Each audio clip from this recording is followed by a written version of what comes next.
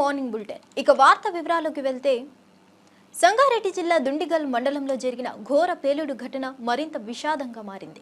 ఇప్పటి వరకు 42 మంది ప్రాణాలు కోల్పోయారు. మరో 24 మందికి గాయాలు కాగా వీరిలో 11 మంది పరిస్థితి అత్యంత విషమంగా ఉన్నట్లు సమాచారం. ఇంకా 5గురి ఆచూకీ తెలియరాలేదు.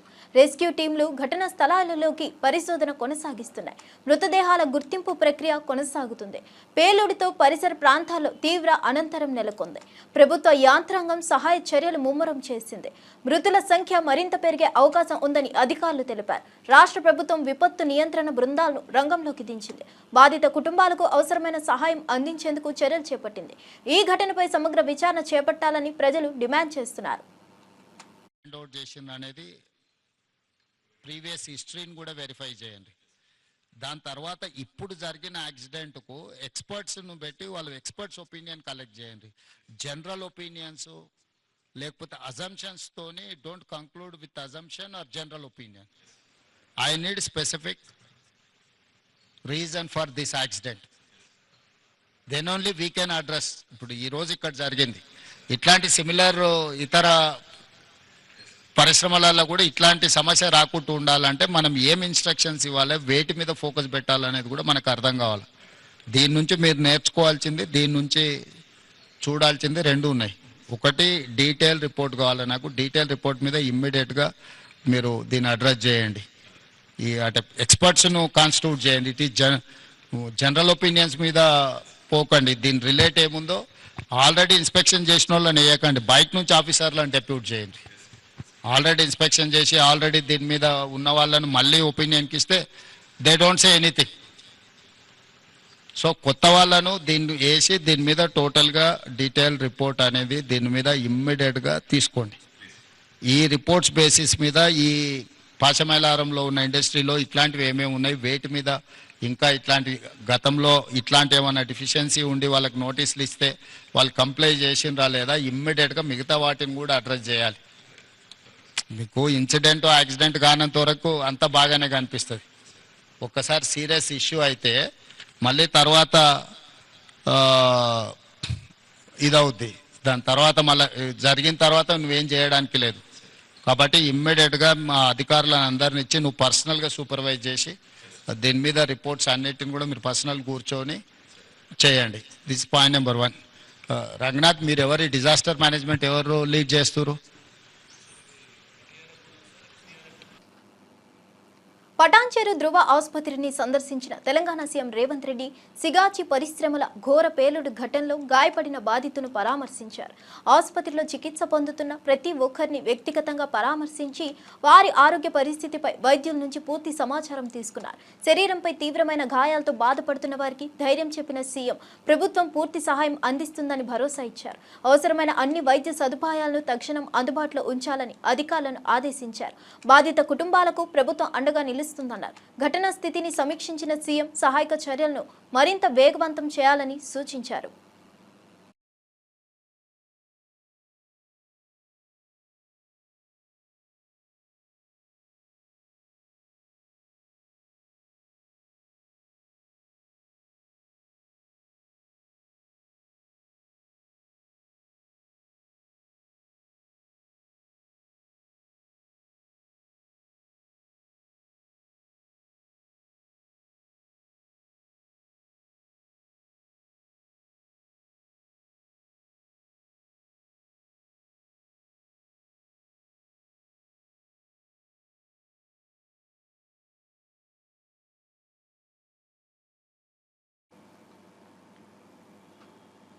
పాసమైలారం పరిశ్రమలో జరిగిన ఘోర ప్రమాద ఘటనపై సీఎం రేవంత్ రెడ్డి తీవ్రంగా స్పందించారు. ఘటనపై సమగ్ర దర్యాప్తు జరిపి కొత్త అధికారులతో విచారణ చేపట్టాలని ఆదేశించారు. బాయిలర్స్ డైరెక్టర్లు పరిశ్రమలో తనిఖీలు చేసిన విషయమై వివరాలు అడిగి సూచనలు ఇచ్చారా అని ప్రశ్నించారు. పరిశ్రమలో ఇటువంటి ప్రమాదాలు పునరావృతం కాకుండా అధ్యయనం చేయాలని సూచించారు. ఊహాజనిత సమాధానాలు వద్దని అధికారులను హెచ్చరించారు. కార్మికుల బీమా సదుపాయాల విషయాన్ని తెలుసుకున్నారు. మానవత్వంతో స్పందించాలంటూ సూచించారు. మృతుల కుటుంబాలకు ₹1 కోటి నష్టపరిహారం కంపెనీ తరపున ఇవ్వాలని ప్రకటించారు. అధికారులు బాధ్యతతో వ్యవహరించాలని స్పష్టం చేశారు. పరిశ్రమ భద్రతపై ప్రత్యేక పర్యవేక్షణ తీసుకోవాలని ఆదేశించారు. దీనికి సంబంధించి చనిపోయిన కుటుంబాలకు కోటి రూపాయలు నష్టపరిహారం ఇప్పించాలి పరిశ్రమ వాళ్ళతో మాట్లాడి ప్రభుత్వం వైపు నుంచి పరిశ్రమ వైపు నుంచి చనిపోయిన కుటుంబాలకు కోటి రూపాయలు నష్టపరిహారం ఇవ్వాలి అని చెప్పి నేను ఆదేశాలు ఇవ్వడం జరిగింది. ఆదేశాల ప్రకారం మా మంత్రులు పరిశ్రమ యజమానులతో మాట్లాడి ప్రభుత్వం వైపు నుంచి సహకారం తీసుకొని వాళ్ళకి నష్టపరిహారం అందించడం జరుగుతుంది. దీనికి సంబంధించి చనిపోయిన కుటుంబాలకు కోటి రూపాయలు నష్టపరిహారం ఇప్పించాలి పరిశ్రమ వాళ్ళతో మాట్లాడి ప్రభుత్వం వైపు నుంచి పరిశ్రమ వైపు నుంచి చనిపోయిన కుటుంబాలకు కోటి రూపాయలు నష్టపరిహారం ఇవ్వాలి అని చెప్పి నేను ఆదేశాలు ఇవ్వడం జరిగింది. ఆదేశాల ప్రకారం మా మంత్రులు పరిశ్రమ యజమానులతో మాట్లాడి ప్రభుత్వం వైపు నుంచి సహకారం తీసుకొని వాళ్ళ తాడేపల్లిలోని వైఎస్ఆర్సీపీ కేంద్ర కార్యాలయంలో నిర్వహించిన యువజన విభాగం సమావేశంలో పాల్గొన్న పార్టీ అధినేత వైఎస్ జగన్ కీలక వ్యాఖ్యలు చేశారు. విలువలు విశ్వసనీయత విషయంలో తాను ఎన్నడూ రాజీ పడలేదని స్పష్టం చేశారు. పార్టీ స్థాపన సమయంలో తనతో కలిసి రాలేమని చెప్పిన వారు రాజీనామా చేసి తర్వాత తిరిగి వచ్చారని గుర్తు చేశారు.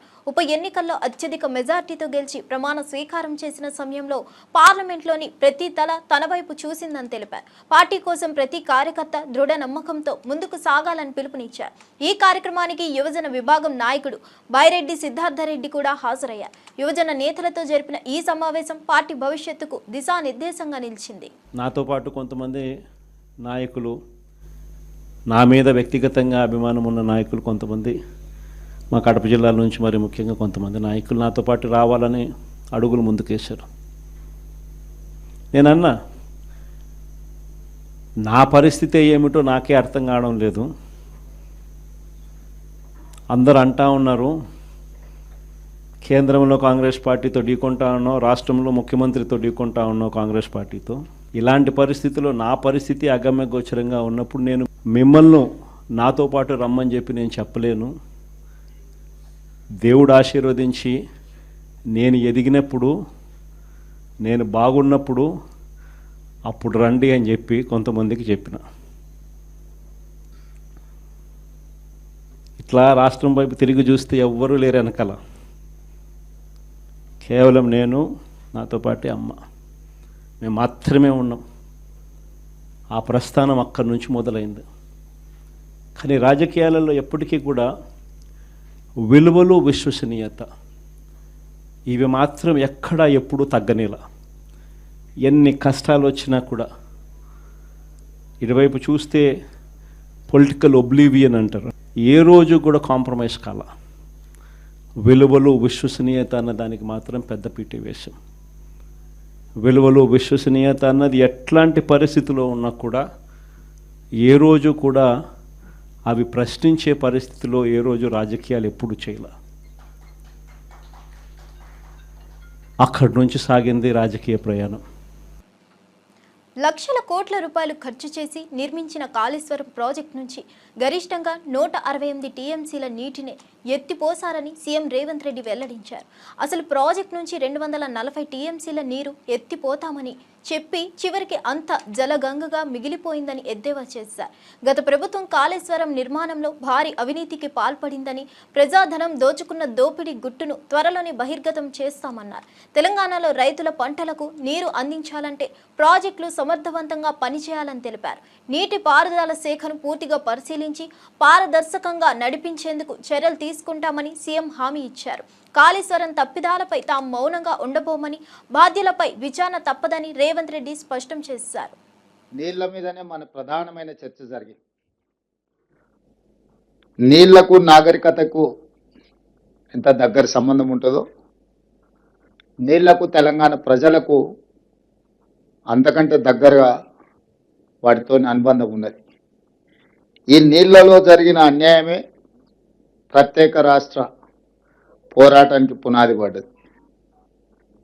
తెలంగాణలో ఉన్న ఎవరైనా ఏ విషయంలో అయినా ప్రధానంగా ఈరోజు ఈ సమావేశ స్థలిలో ఉన్నవాళ్ళు మిగతా విషయాలలో ఏకాభిప్రాయం ఉన్నా లేకపోయినా, భిన్నాభిప్రాయాలు ఉన్నా, నీళ్ల విషయంలో మనందరికీ ఏకాభిప్రాయం ఉన్నది. తెలంగాణ రైతులు, తెలంగాణ ప్రజల యొక్క హక్కులను కాపాడాలి, దానికి సంబంధించి తెలంగాణ ప్రజల యొక్క నీటి హక్కులను కాపాడాలంటే ఒకటి సాంకేతికంగా, 2 రాజకీయపరమైన విధానం, 3 న్యాయపరమైన విధానం. సమయం సందర్భాన్ని బట్టి వ్యూహాత్మకంగా వ్యవహరించి తెలంగాణ ప్రజల యొక్క హక్కులను కాపాడాలనేది ఈ సమావేశంలో ఉన్న అందరి ఆలోచన, ముఖ్య ఉద్దేశం. ప్రాజెక్టుల యొక్క అనుమతులకు సంబంధించి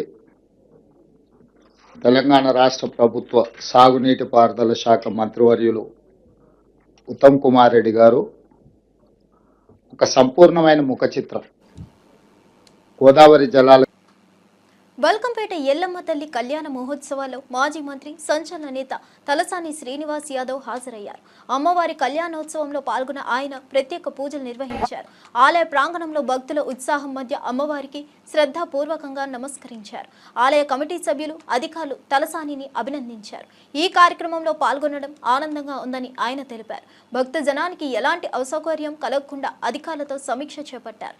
ప్రతి ఏటా ఎల్లమ్మ కళ్యాణం అత్యంత వైభవంగా జరుగుతుందని, ప్రభుత్వ మద్దతుతో మరింత విస్తృతంగా నిర్వహించాలని సూచించారు. ఆలయ అభివృద్ధికి తమ వంతు సహకారం అందిస్తామని తెలిపారు.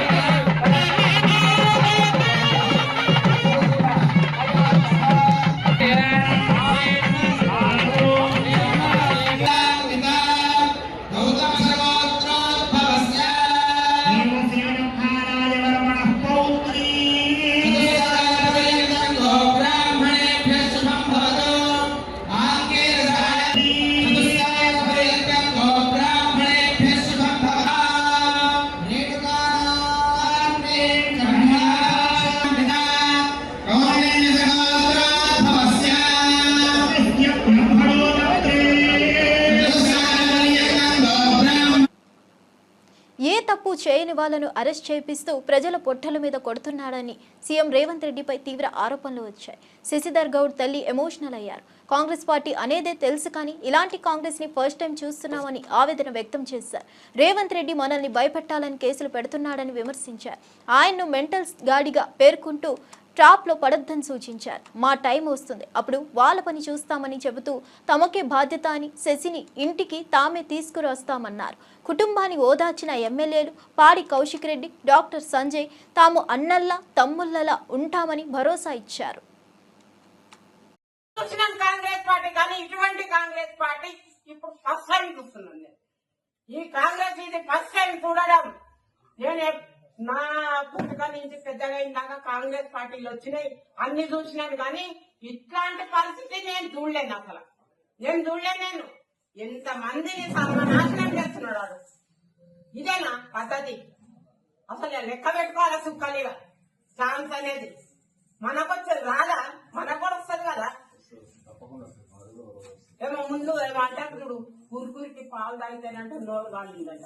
వేడి పాలు ఎక్కువ పొంగిన పాలు కొరిపాలే. ఆడ అంతా ఎక్కువ పొంగుతున్నాడు బాగా.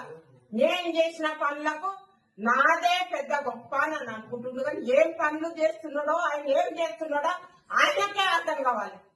ఆయన కుటుంబంలో ఇప్పుడు ఆయన చెప్పిన మాటనే లేడీస్ నీకు తిప్పలు పెడితే బట్టలు ఎత్తి కొడతా అన్నాడు. మరి మమ్మల్ని లేడీస్ కదా, మమ్మల్ని తిప్పలు పెట్టేస్తున్నాడు.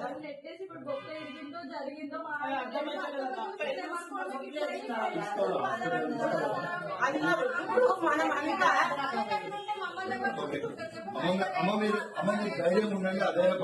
నాకు పార్టీ ఉన్నదనే ధైర్యం పుల్లు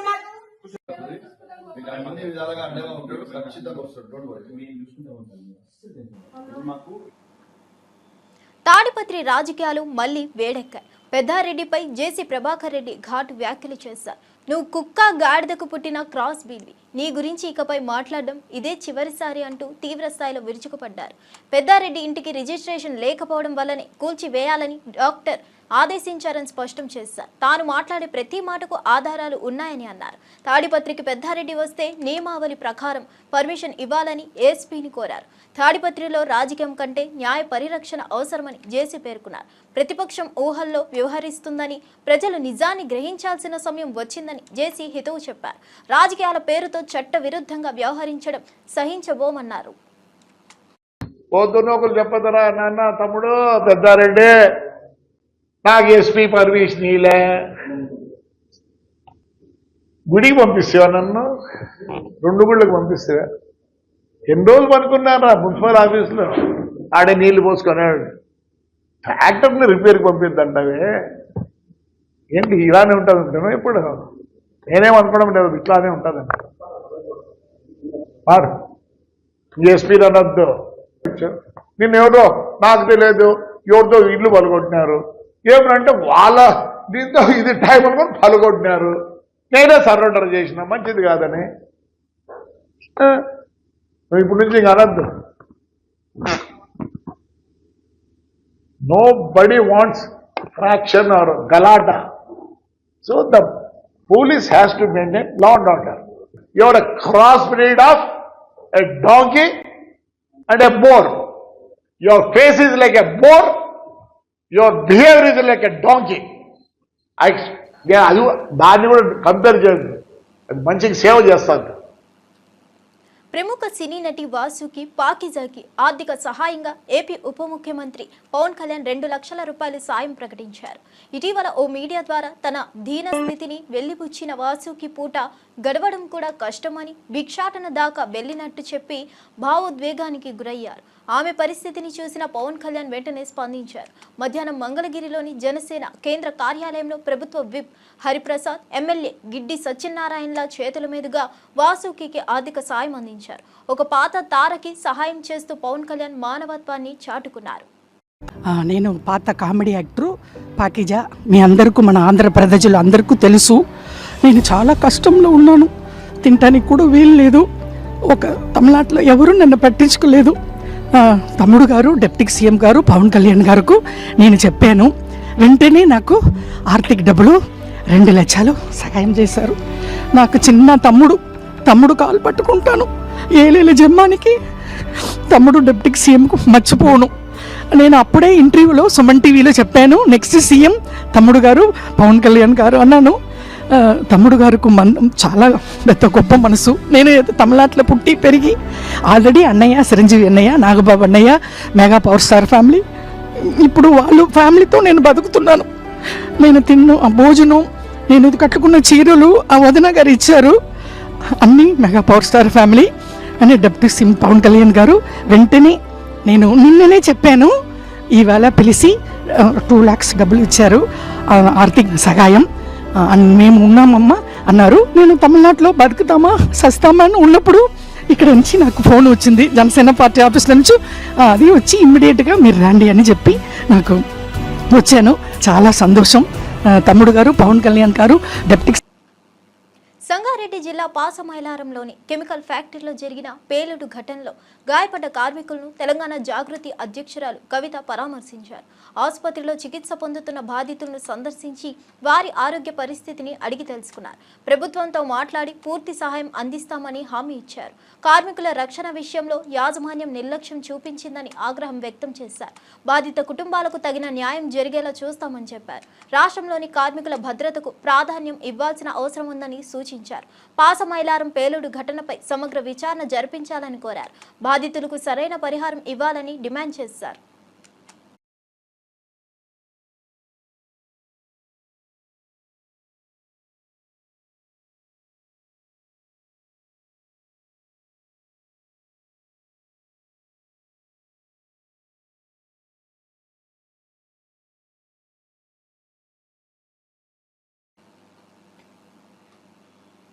బనకచర్ల ప్రాజెక్ట్ అనుమతుల అంశంలో సీఎం రేవంత్ రెడ్డి తీసుకున్న అగ్రెసివ్ స్టెప్ వల్లే కేంద్ర నిపుణుల కమిటీ అనుమతులు ఇవ్వలేమని తేల్చి చెప్పిందని ఎంపీ చామల కిరణ్ కుమార్ రెడ్డి అన్నారు. దీన్ని బీజేపీ బీఆర్ఎస్ తమ గొప్పగా చెప్పుకోవడం దౌర్జన్యమే అన్నారు. సిడబ్ల్యూసి, జీడబ్ల్యూడిటి సంస్థలు పరిశీలించకుండానే అనుమతి ఇవ్వలేమని కమిటీ స్పష్టంగా చెప్పిందన్నారు. అనేకసార్లు తెలంగాణ ప్రభుత్వం కేంద్ర జలశక్తి మంత్రిత్వ శాఖ దృష్టికి తీసుకెళ్లినా కేంద్రం స్పందించలేదన్నారు. ఇక్కడ అధికారుల ప్రెజెంటేషన్ జరుగుతున్నా ముందుగానే కిషన్ రెడ్డి వెళ్లి కేంద్ర మంత్రిని కలవడం అన్యాయమని విమర్శించారు. తెలంగాణ కాంగ్రెస్ ప్రభుత్వం స్వాగతిస్తుంది.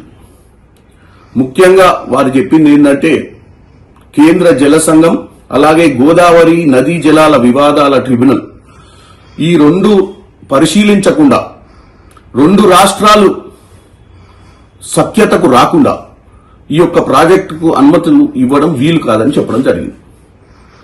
దీన్ని బీఆర్ఎస్ పార్టీ నాయకులు హరీష్ రావు గారు, బీజేపీ నాయకులు బండి సంజయ్ గారు నిన్న సాయంత్రం స్పందిస్తూ ఇది వారు చేసిన ప్రయత్నం మూలంగానే జరిగిందని చెప్పి తెలంగాణ ప్రజలకు వారి గొప్పలు చెప్పుకునే ప్రయత్నం చేస్తున్నారు. వాస్తవంగా హరీష్ రావు గారు దీన్ని రాజకీయం చేయాలన్న ఆలోచనతోటి ఇక్కడ ముఖ్యమంత్రి రేవంత్ రెడ్డి గారు పట్టించుకోవట్లేదని, ఉత్తమ్ కుమార్ రెడ్డి గారు పట్టించుకోవట్లేరని, ఆల్రెడీ డిపిఆర్లు సబ్మిట్ చేసిరని జలశక్తి మంత్రిత్వంలో కాంగ్రెస్ ప్రభుత్వం నిమ్మకు నీరెత్తినట్టుంది అని చెప్పి తెలంగాణ ప్రజలకు ఇది ప్రాజెక్ట్ జరుగుతుంది అని తెలిసినప్పుడు ఈ ప్రాజెక్టు కోసం ఆంధ్రప్రదేశ్ ప్రభుత్వం ప్రయత్నం చేస్తున్నప్పుడు హరీష్ రావు గారు రోడ్డు మీదకి వచ్చి మాట్లాడినటువంటి విషయాలు అప్పటికే ఎన్నోసార్లు చెప్పినాం. గత 4-5 నెలలు 6 నెలల నుంచే కాంగ్రెస్ ప్రభుత్వం పదే పదే సెంట్రల్ గవర్నమెంట్ లో ఉన్నటువంటి జలశక్తి మంత్రిత్వ శాఖను అలాగే సెంట్రల్ వాటర్ కమిషన్ ని అందరినీ కూడా కలిసి ఈ యొక్క ప్రాజెక్టుకు అనుమతులు ఇవ్వొద్దని, ఈ ప్రాజెక్టుకు అనుమతులు ఇస్తే తెలంగాణలో జరుగుతున్నటువంటి ప్రాజెక్టులు మునుముందు తెలంగాణకు రావాల్సినటువంటి నీటి భాగం, ఎందుకంటే ఫ్లడ్ వాటర్ ఎంత ఉందో మనకు అంచనాలు లేవని చెప్పడం జరిగింది.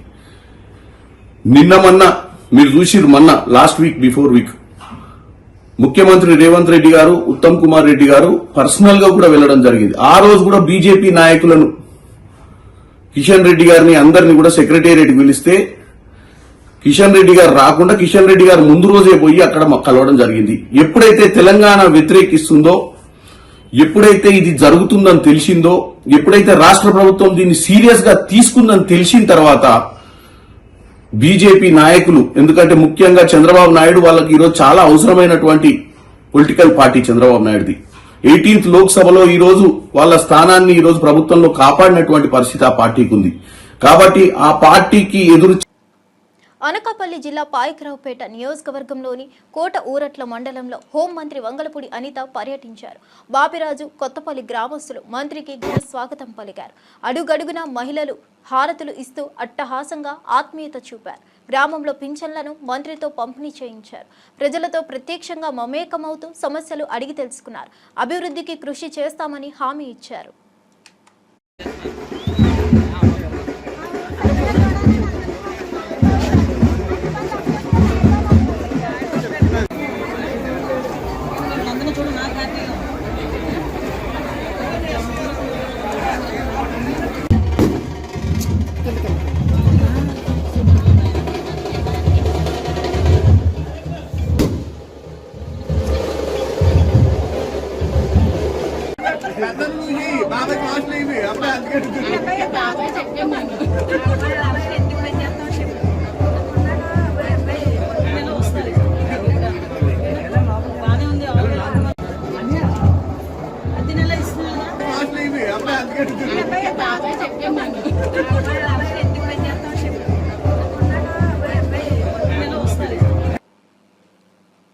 బనకచర్ల ప్రాజెక్ట్ ప్రతిపాదనను కేంద్రం తిరస్కరించిన నేపథ్యంలో తెలంగాణ ప్రభుత్వంలో మంత్రి ఉత్తమ్ కుమార్ రెడ్డి ప్రగతి భవన్లో కీలక ప్రెజెంటేషన్ ఇచ్చారు. పవర్ పాయింట్ ద్వారా బనకచర్ల ప్రాజెక్ట్ ప్రభావం, సమస్యలు, పరిష్కారాలపై సమగ్రంగా వివరించారు.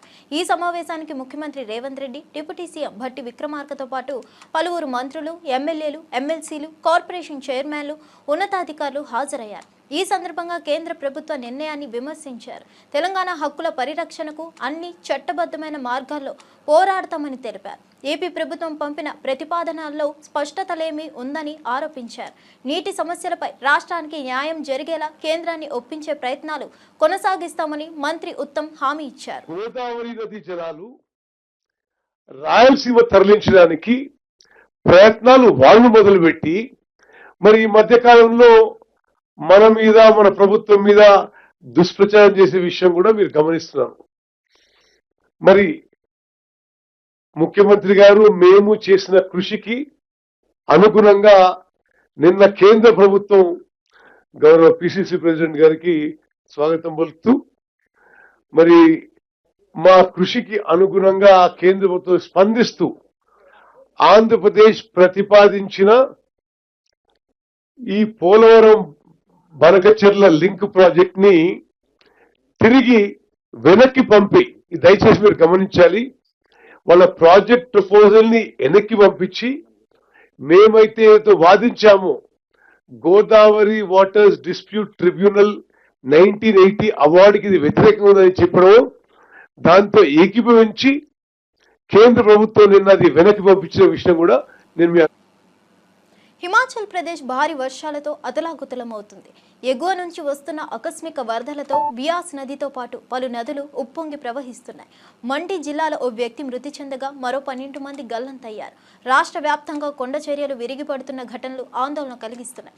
వర్షాల తీవ్రతతో రోడ్లు, పుల్లలు దెబ్బతిని అనేక ప్రాంతాల్లో రాకపోకలు నిలిచిపోయాయి. జలవనరులకు సమీపంగా ఉన్న ప్రజలు అప్రమత్తంగా ఉండాలని అధికారులు హెచ్చరికలు జారీ చేశారు. భద్రతా బలగాలు, రెస్క్యూ బృందాలు రంగంలోకి దిగాయి. పర్యాటక ప్రాంతాల్లో హెచ్చరికలు జారీ చేసి పర్యాటకులను ఆ ప్రాంతాలకు వెళ్లవద్దని సూచిస్తున్నారు.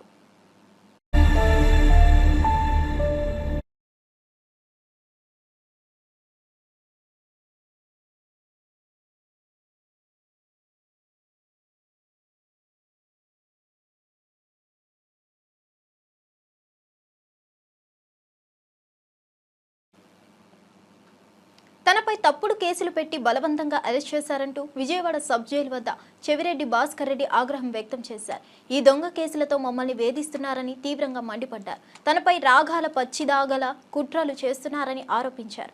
ఈ పాపం ఊరికే పోదు, శపథం చేస్తా అంటూ రెచ్చిపోయారు. ప్రజాస్వామ్యంలో ఇది హద్దులు మించిందని, రాజకీయ కక్షలు తారాస్థాయికి చేరాయని ఆవేదన వ్యక్తం చేశారు.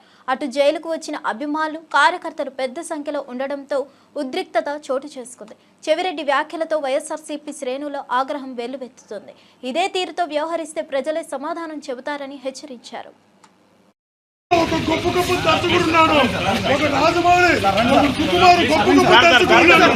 అన్నిటికీ కాలం సమాధానం చెప్తుంది. తప్పుడు కేసులు పెట్టిన ప్రతి ఒక్కరికి దేవుడు శిక్షిస్తారు. Nature supreme, nature supreme. తప్పుడు కేసులు పెట్టారు, అన్యాయంగా తప్పుడు కేసులు పెట్టారు. గొప్ప గొప్ప నటులంతా ఉన్నారు అక్కడ, గొప్ప గొప్ప దర్శకులు. భగవంతుడితో చెప్తున్నా తప్పుడు కేసు పెట్టి చేయలేము తప్పుడు కేసుకి సమాధానం